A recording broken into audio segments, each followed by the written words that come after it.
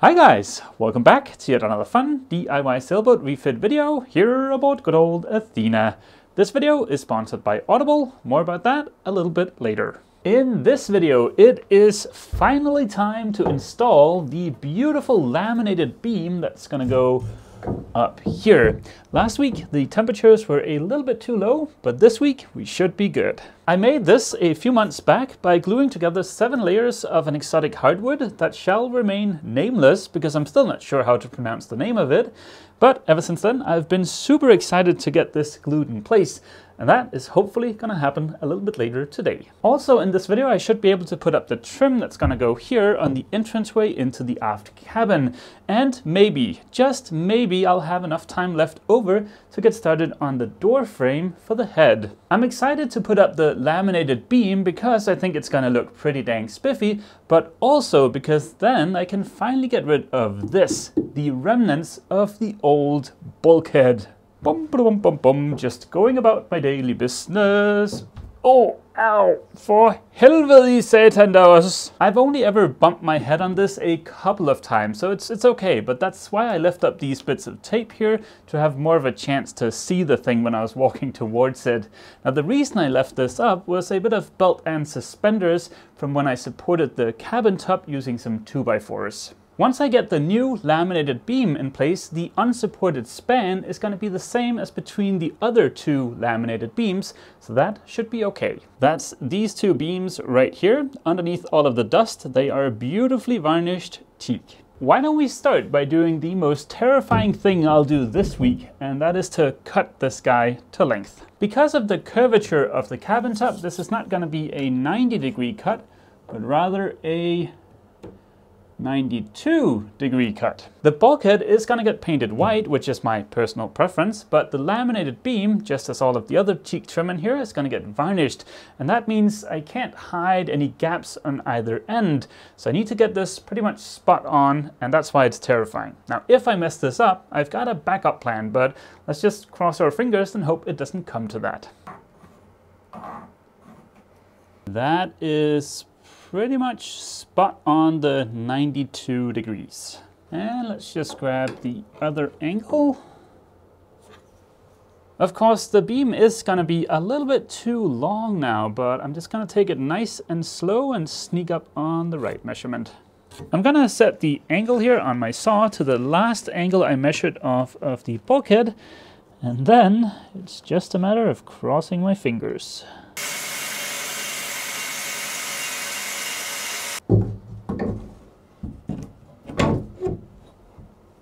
I was able to get the beam up there, but as expected, it is a little bit too long, as you can see by the gap back there. Because, of course, I want it to sit nice and flush up against the cabin top. Looking at this area up here, I am going to move the beam a little bit aft, about 1 centimeter, just to have it clear this radius here. With a piece of plywood as a spacer, the frame sits right where the radius ends.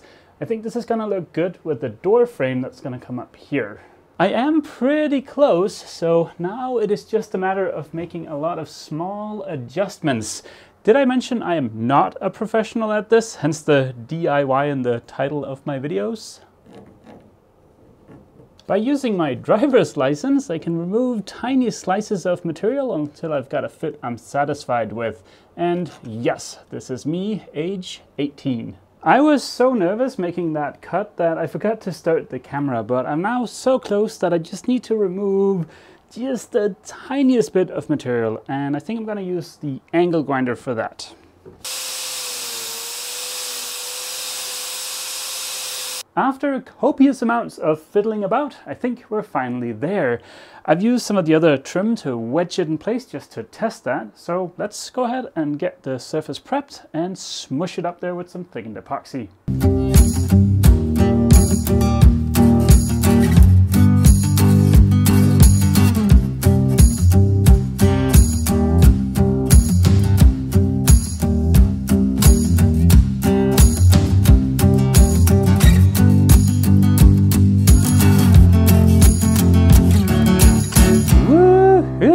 It is up there, plenty of squeeze out, and look at that fit. Pretty dang spiffy. I've removed the squeeze out and I am thoroughly pleased with how this turned out. I'm gonna leave the beam smushed up there until tomorrow when the thickened epoxy has cured. It is almost a full 24 hours later. The thickened epoxy should definitely be cured enough that I can go ahead and remove the supports and the 2 clamps.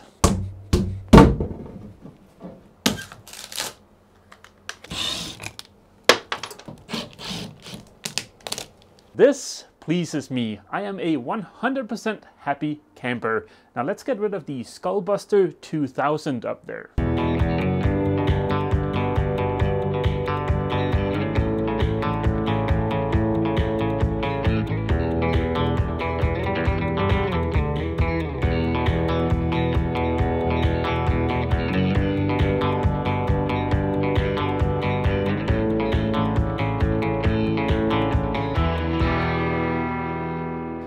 I don't know if removing the Skullbuster 2000 made a big difference on camera, but to me here in person it made a huge difference and it opened up this space a lot, and I can now see a little bit more of what the boat is going to look like when I'm done. The 2 temporary supports I had underneath the laminated beam while I was waiting for the epoxy to cure is of course going to turn into trim right here and over here. I think the first step is to get them cut to length because right now they're a little bit too long. Thankfully, accuracy is a lot less important here because there's going to be a headliner up here and that's going to be at least 25 millimeters thick. So that'll hide any little gap.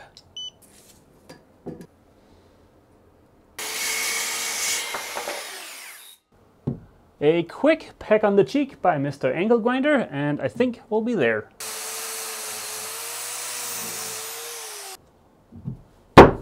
This is more or less what the trim is going to look like. I think that looks pretty good. There are a couple of things I need to do to this before I can glue it in place. It is entirely possible that I'm going to wish I did this up at the workshop on the table saw in a few minutes, but let's just cross our fingers and give it a go. I'm sure most of you have guessed what I'm up to here. Now, I've lined up everything as exact as I possibly can, and I've taken the width of the blade into consideration. So if the track stays put, this should work out.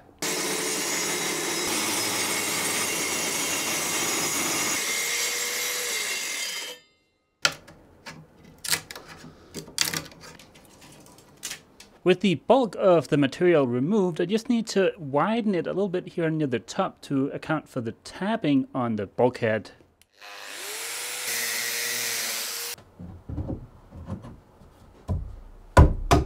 Yep, that's a nice snug fit. I am of course going to round over the corners on this to make it just a little bit more spiffy, but I'm going to hold off on doing that until I'm ready to install the one that's going to go over here, but that is going to have to wait until tomorrow. Like I mentioned, this video is sponsored by Audible. Whenever you guys see me wearing this Bluetooth enabled headset, I am listening to an audiobook from Audible. Nothing helps pass the time better when sanding for hours on end. I recently listened to Stephen King's 11/22/63. Those of you who are history buffs might recognize that as the day JF Kennedy was assassinated, and that is indeed sort of the overall plot of the story, but there's a little bit of time travel sprinkled into it. I don't want to spoil anything, but I will say that that is the best audiobook I've listened to for years.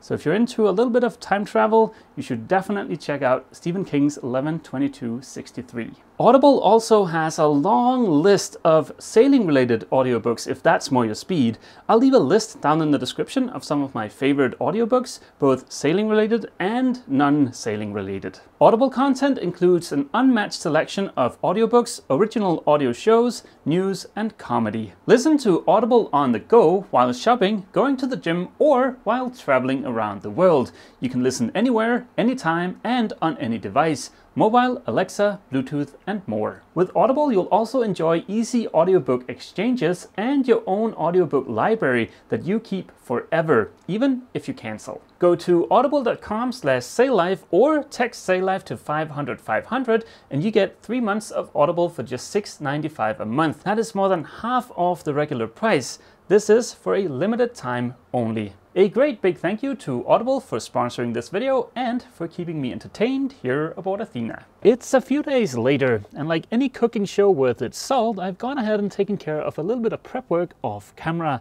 You might just barely be able to see it here under the companionway. This summer, when I reinforced the structural members, I had to take a chunk out of this plywood here to be able to get to them.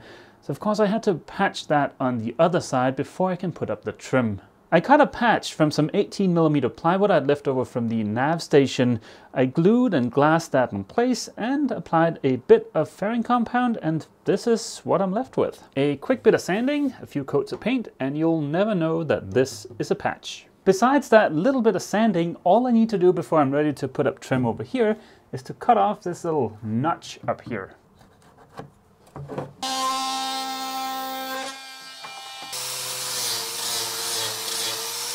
Unfortunately, I've left all of my sanders up at the workshop, so this is gonna have to be the old-fashioned way.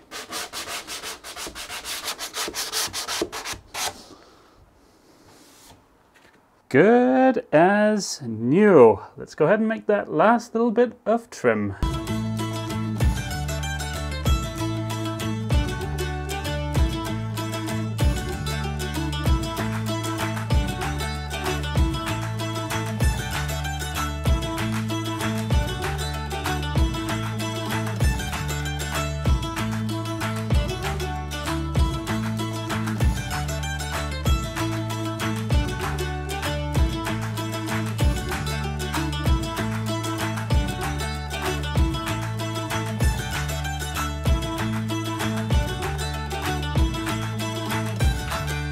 Yet another nice snug fit, and these are exactly where I want them.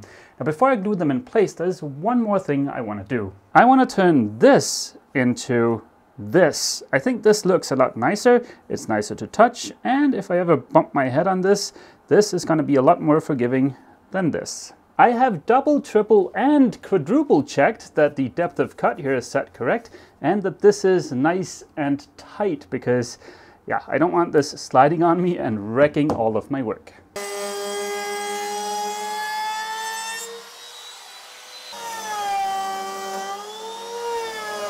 I don't know how big of a difference that makes from over there, but here it looks a lot better. Let's go ahead and get these permanently attached to the boat. A little dab of 105 taken with 406 should do nicely.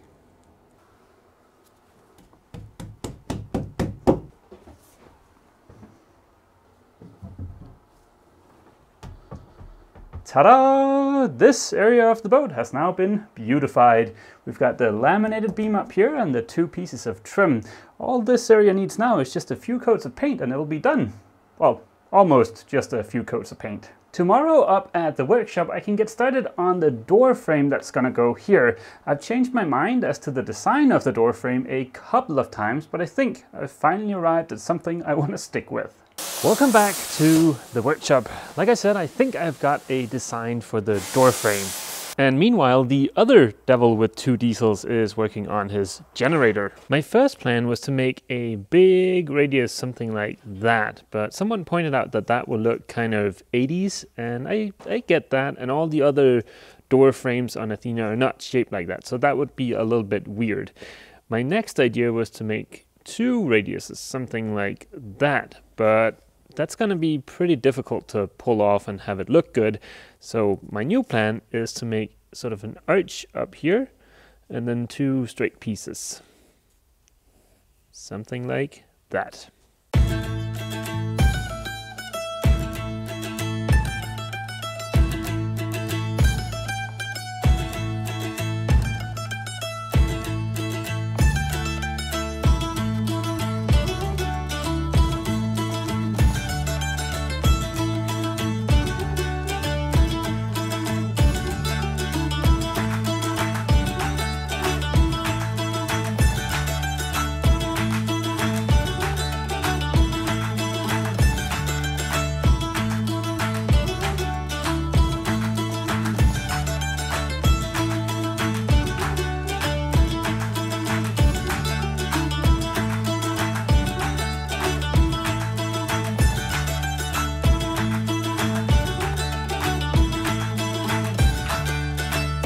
hope you guys can visualize how this jumbled mess is going to turn into a door frame.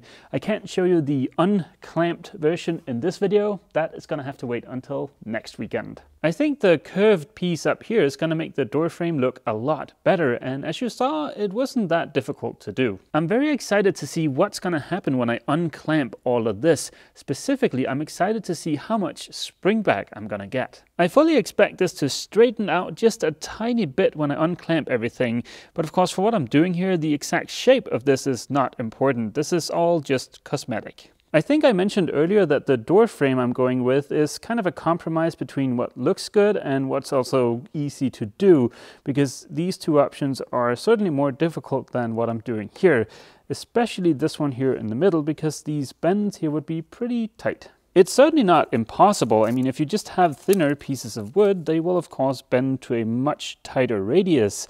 And if you cut them thin enough, well, then you can even tie a knot on them. Or you could steam a little bit of a thicker piece of wood and then bend it.